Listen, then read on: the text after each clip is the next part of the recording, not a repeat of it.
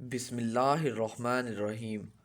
اعرابیوں نے پوچھا، اللہ کے رسول کیا ہم بیماروں کا علاج کریں؟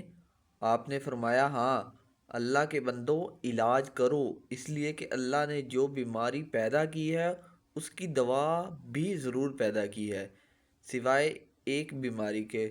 لوگوں نے عرض کیا، اللہ کے رسول وہ کون سی بیماری ہے؟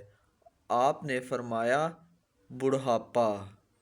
آپ صلی اللہ علیہ وآلہ وسلم کے گھر والوں کو تب تک آتا تو آپ حصہ تیار کرنے کا حکم دیتے۔ حصہ تیار کیا جاتا، پھر آپ ان کو تھوڑا تھوڑا پینے کا حکم دیتے تو وہ اس میں سے پیتے۔